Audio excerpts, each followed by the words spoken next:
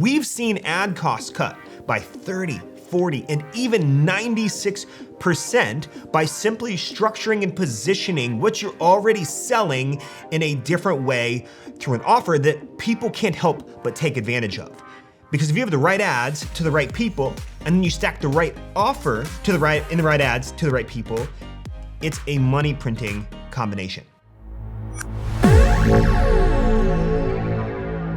Imagine you own a coffee subscription, and like yours, you have all of these competitors that have similar blends, similar pricing, similar options for delivery schedules, and the competition is just absolutely fierce, which by the way is very common right now. And yours is similar, right? You have beans that are high quality, just like your competitors. All of those things are similar. And so what do you need to do? You need something that kind of grabs an edge, something that will get those customers to come into your bucket versus another one. And so instead of competing on bean quality and price, you introduce a different offer. And you say, hey, your first month of your coffee subscription customized to your taste, you get to take this little quiz, you get to try it for just $1 on your first month, right? Or you get to try it for 50% off on your first month. Well, if your customer is looking at, pretend you're the customer, right? And you're looking at 5 brands that all have wonderful packaging, you all have wonderful pricing, all of it's very similar, the blends that you want are all similar, everything is equal across the board, but one of them has an offer. Of those 5, what do you take? Well, most people will take the offer. Because all things being equal, on messaging, on branding, on packaging, on beans, on quality, on all of these cool things, on all the sustainability and all of that, the offer is a discrepancy. That's the thing that is gonna move. And so we've seen ad costs cut by 30, 40, and even 96% by simply structuring and positioning what you're already selling in a different way through an offer that people can't help but take advantage of. Because if you have the right ads to the right people, and then you stack the right offer to the right ads to the right people, it's a money printing combination. So what I want to cover in this episode is I'm going to break down some differences that an offer can make in new customer acquisition with ads. And I know I'm already hearing it, like somebody's listening right now or watching, maybe this is you, and you're saying, Josh, I don't discount my stuff, it doesn't make sense, I'm going to lose margin. Just hold on. I want to walk through this because I might change your mind, or maybe it's something worth testing. So I'm going to cover like what we've seen with it, like tangible numbers in advertising costs. I'm going to share the economics of an offer and how you can position it in a way that actually will make your ads more profitable on day one. And then I'm going to end finally with 5 of the best offer structures that we see just do very well. We've done a lot of offer structures. It kind of varies by brand, but I'm gonna show you exactly what you should do or what you should at least test and kind of take those 5 and see what fits your brand based on a couple different things. So let's talk about what happens when you turn the offer dial in your business.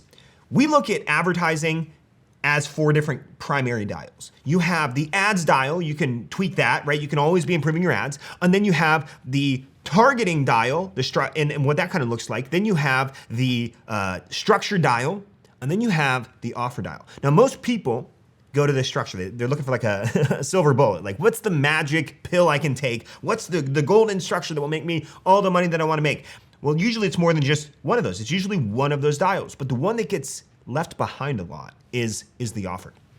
So we have a sauce brand. We actually work with a couple sauce brands, but one of them sold a variety pack for around $40-ish. It was in the $40 range. But they decided to have an offer that's pretty standard. Maybe you have one like this, and that's 15% off your first order. Pretty common. Well, with Facebook ads, we had a $40-ish product with 15% off. That was the offer. And those Facebook ads, the cost to acquire a customer, so the CAC or the CPA, whatever, cost per purchase, whatever you want to use, was $105.58. Now, the good thing, right, about usually like a replenishable, like a food and beverage or a supplement brand or a sauce brand, is that you have this lifetime value. And that's really wonderful. We love lifetime value products. You usually can expect to lose a little bit or break even on day 1 and still be okay, because by the time they order number 2 or they're in a subscription, they get number 2, 3, 4, 5, 6, and they go on, that's where you usually make most of your profit. So advertised for a long time. The cost to acquire a customer was $105.58. Then they moved from that to giving away a free 3-pack sample of their sauce. So it was like little 4-ounce bottles, so that way people would get to them faster and then order the next one. The only thing the customer had to do was pay shipping. So it was like free plus shipping. You can get these 3. Well, cost per acquisition went from $105.58 down to $61.31. Okay, a little bit better. Then they decided to charge the customer for the sampler versus saying, hey, it's free and then you pay shipping. Instead, they said, hey, you pay $4.99 for these 3 bottles of sauce and you also pay shipping. And so they did that, and guess what? The cost per acquisition went from $61.31 down to $32.94, so like $33. So from $61 down to $33, so almost cut in half. But the interesting thing was, it wasn't free on the front end. It was actually $4.99. It was $5 on the front end. So they made $5 more. Then they went from $4.99 and said, hey, for these 3 bottles, it's $3 for 3 bottles of sauce, and you pay the shipping. Cost to acquire a customer went from $32.94 to $4.51. And so after shipping charges and after cost of goods sold and after everything, cost to acquire a customer, $4.51 on Facebook, he was able to bring it to about a break even to a -$1 to sometimes $2, depending on the week, -$1 to $2 to acquire that first customer, which is hard in some food and beverage space and ones that are like glass bottles, and in some of you that have heavier products to ship, that's pretty hard. But the good thing is, right, you have LTV. You have this lifetime value. And so where at the beginning, $40-ish product, 15% off, so it actually made it like 30, let's say $35. You make 35, let's say the COGS are $15 on that, right? 15, so we're only working with $20 there, but then you have a $105 cost to acquire a customer. You're in the whole $85 to acquire one customer. By shifting the entire offer around, then he was able to cut his costs by 96%. From $105.58 down to $4.51. That's a 96-ish approximate percentage decrease in cost per acquisition. That's the power of an offer. That's not the only one. I have stories like this all day. I'm gonna give you one more.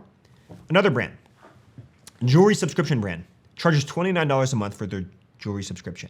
They have light shipping, they have relatively high margin, and the goal is to get as many customers as possible because LTV, of course, in a lot of subscriptions is where the profit lies, and their average customer stays on like 6 to 7 months. So their first offer was, hey, your first box is free, and the cost per purchase to acquire a customer, and that was $42.33. They moved and tested another offer, and they said, hey, it's $2 for the first box, and it cut from $42 down to $23.83. So it literally cut about $20 off. It was a 44% decrease in cost. And so if you think about it, the first box was free, and the cost was $42 to acquire a customer. Then it was $2 for the first box. You make $2, and the cost to acquire a customer hopped down to $23. It cut 44%. And then you start to tackle things like, hey, then you add shipping. In the first free box, by the way, they absorbed all the shipping too. And so like, there's so much that you can start to do. And I have stories like this all over the place of clients in all kinds of industries that are like very unique to very common. But the reality is, if you have an offer and all things are equal, and you could say, oh, but we're sustainable. Guess what? So are your competitors. Oh, we have the best packaging, so do your competitors. Oh, we have the best pricing. Guess what? There's someone that has the identical same pricing, but if you offer an incentive on the front end, you will acquire a customer. And I'm gonna talk through some economics and like what that kind of looks like and some dangers of that, but if you structure the right offer, you can print money and offset the cost of your advertising. Because a lot of times we think, and I can already hear someone saying, hey, Josh, I don't discount my products, I'll lose my margin. So what I want to do is I want to talk about that. Let's talk about why you need to consider tweaking your offer and how the economics really come in and how you could actually be shooting yourself in the foot and paying more for customers by not having an offer. But before I do that, really fast, we don't run promos on this podcast. So if you want to say, hey, if you're a listener or a watcher on this on YouTube and you're enjoying these episodes and you're a subscriber, if you could give a thumbs up on the video, that kind of pays it forward to us. And then also just rate the podcast. It takes like 5 seconds in Spotify or iTunes. Go ahead and click the little rating and just drop a rating. It would mean the world to us, and it actually helps get this in the hands of other entrepreneurs that might benefit from this as well. Okay, so let's talk about offer economics. Let's pretend, and I'm gonna use simple math here. Let's pretend you have a $100 product. And your COGS on that are $40. And I'm gonna say between COGS and let's say processing, warehousing, pick fees, packaging, all of that stuff. Let's just round it all up, $40, right? Well, you have, and let's pretend that your cost to acquire a customer. So you have $60 in margin, right? $100 for the product minus $40 in costs. We have $60 left over. Well, let's pretend that your cost to acquire that first customer is $50. Well, it means you have $10 in profit for that very first purchase. But let's see what it looks like when you add a couple different offer structures on it. If you did a $100 product, and let's say you did like a $20 discount, right? A $20 offer on it. Well, now you're really only working with $80, right? So if you're working with $80, and then you have $40 in costs, well, you have $40 that you're working with after that. And let's say your cost to acquire a customer goes from 50 down to 20. Well, you now have $20 profit per customer by giving an actual offer because you offset it by a decrease in advertising cost to acquire a customer. Let's pretend you sold t-shirts, right? You have $30 t-shirts. $30 t-shirts, let's say your costs are $15. We have $15 we're working with. And let's say it's costing you $20 to acquire that first customer, but so you're upside down like $5, right? You have $15 you're working with, but it's $20 to acquire the customer. So you're upside down $5, but customers are gonna come back and they're gonna buy more. That's great. Downside is now you have to wait. You have to bridge the gap of that $5 times however many customers you're acquiring with your ads until that second purchase. And I wanna say, how do we get to a break even or profit land in day one? That's what we really want to try to do versus you have to front the gap and be in a cash position to weather that in your advertising. It makes it a lot harder to scale unless you have a ton of venture backing and loads of capital, which most people don't have, including myself. I need to be break even or profit on day one. So let's say we threw an offer on here. And this is an offer, by the way, that we've seen do really well with t-shirt brands. So if you're a t-shirt brand, pay attention to this offer.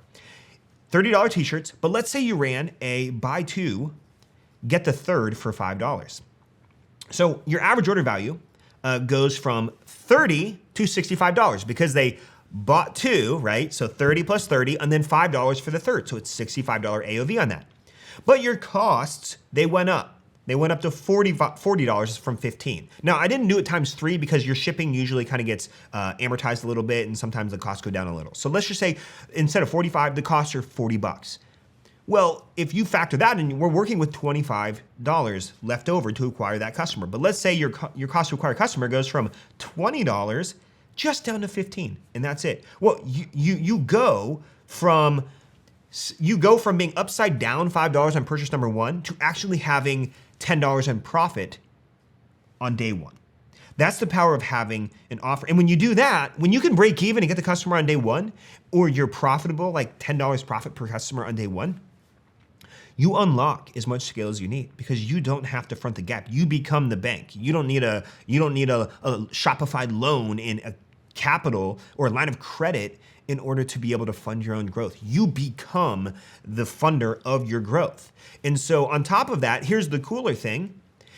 If you have an offer that jumps your AOV from like a $30 t-shirt to $65, Facebook is then going to be optimizing for heavier spending customers because it starts to detect the behavior of those types of people, and it goes and starts to find more of those types of people. And that's something we often don't think about with offers. If we get a good offer, we can find better people from it. Now, on the downside, you can also find bad people if your offer is too cheap, and you'll get these people that don't renew and they cancel and so forth. So that's where tweaking the offer dial comes into place.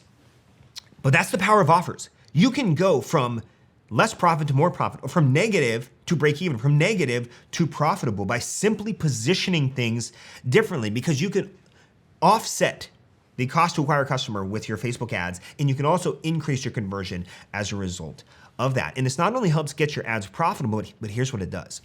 It creates volume. It creates volume.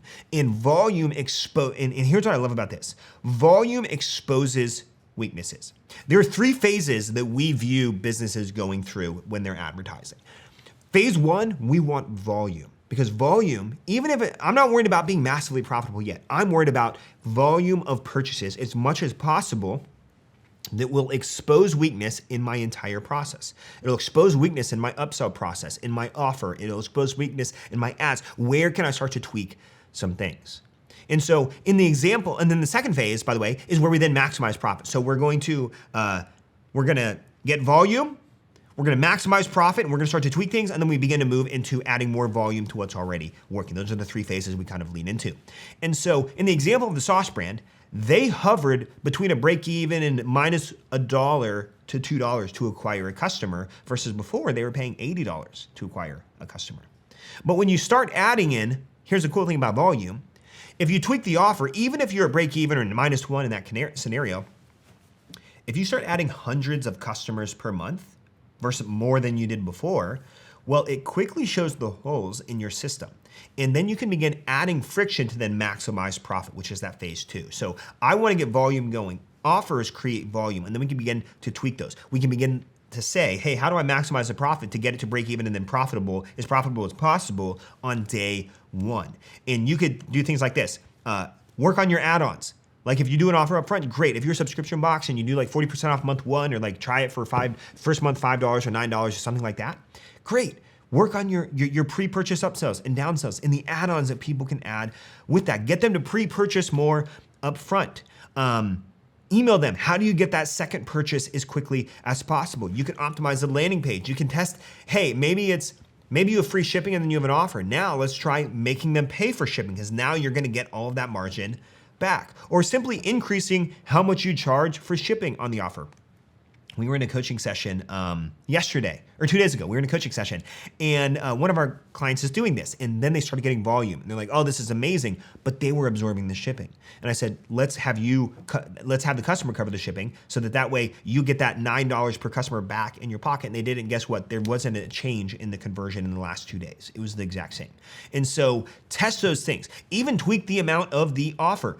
Try, hey, in the sauce example, it was 3 that worked. They tried 5, they tried free sampler, they tried these different thresholds. They tried 3, they tried 4, they tried 5, and 3 was the one that really worked.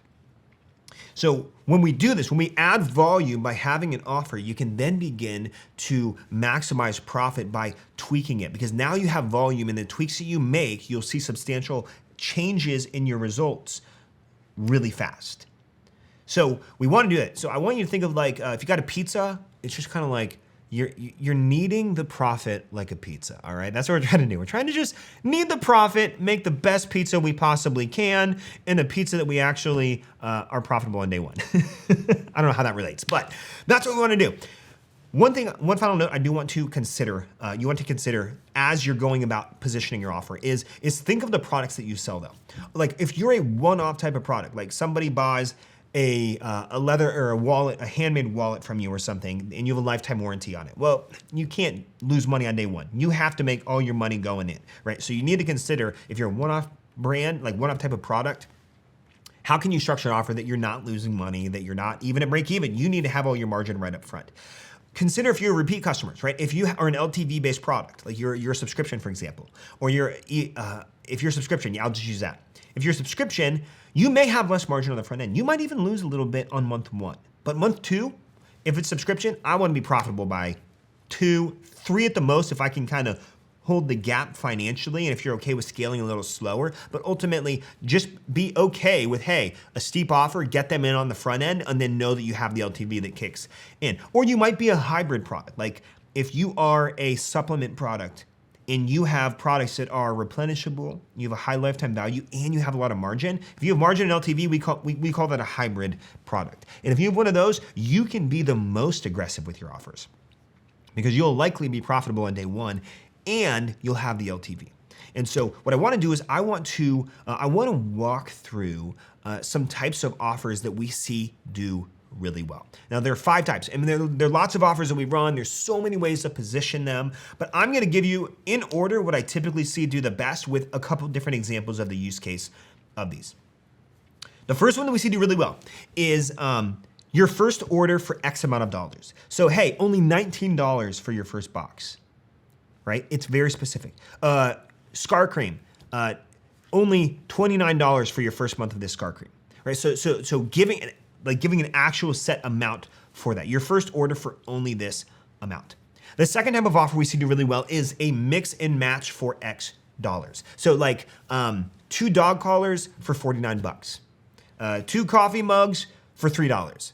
When you give the amount and it's a mix and match, you give people this variety, and we see that do really well. The third type is buy X and get Y for X dollars. So buy 2 personalized hats and get the third hat for $5. We see this do really well. If you're like an apparel brand, this does really well. If you're like a candle brand, this does really well.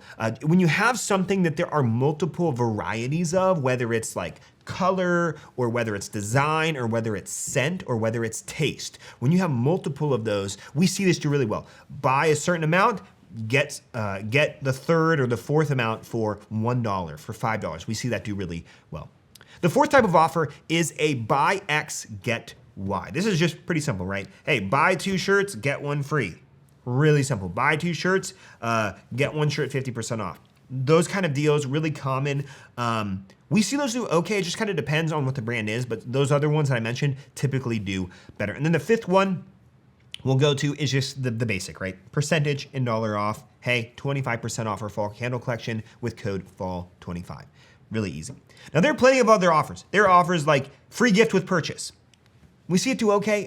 In our experience, it does best during like holidays or if you're really trying to like liquidate old product. But when you're saying, hey, I'm gonna give you a free box with your subscription if you buy 12 months up front or 6 months up front, the challenge with that is if nobody's gotten your subscription or tried your product, they don't know if they want a free additional of your product unless they already know what your product tastes like, smells like, how it works, if it's like skincare or what's in the box and what the quality is of everything in the box. And so we don't usually see that do as great, but just remember that with your offers, positioning matters.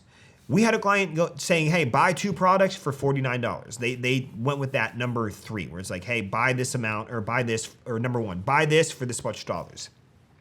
But it was the same thing as buy 1, get 1 50% off. That's what it shook out to be. And they found that the buy 2 products for $49 did better than the buy 1, get 1 50% off. So these are things that you can begin to play with, that you can start to tweak that offer dial that will lower your cost per acquisition and actually put you into this place of like profitability with your products and with your ads. The only danger I would caution you is if your offer is attracting low quality, like people that just are not good, people that don't renew, people that cancel, people that charge back and send you nasty emails. We unfortunately just had this happen with one of our clients yesterday. When that happens, you know what? It's okay. You learned, that's one less offer that you're gonna do. It's time to go test a different offer. Make them pay more, position it differently, and as you kind of start to mold it and shape it, you're gonna start to find the quality customers that you're looking for that are gonna buy again and again, or they're gonna give you the most margin right up front. Well, thank you for listening to this episode. I hope you really enjoyed this. I wanted to break down offers because I know how powerful these are, and these are one of those dials in your advertising that often gets overlooked, and we try to do the same thing over and over and over again. And the cool thing is, if you can have the same ads to the same campaign structure with the same types of targeting that you're doing, and you just tweak the offer dial, and your results can cut by 30, 44% or even 96% by using the exact same assets, and the only thing you're doing is tweaking the offer. So if you enjoyed it, you want more content like this, don't forget, subscribe on YouTube, rate this on iTunes or Spotify, whatever you're listening on, and please join the Ecommerce Alley Facebook group. I'm live in the studio every week. We're doing deep dive training. Go to alleypodcast.com/group or just go to facebook.com and search the Ecommerce Alley. Join the group. We'll see you in there, and we'll see you in the next episode.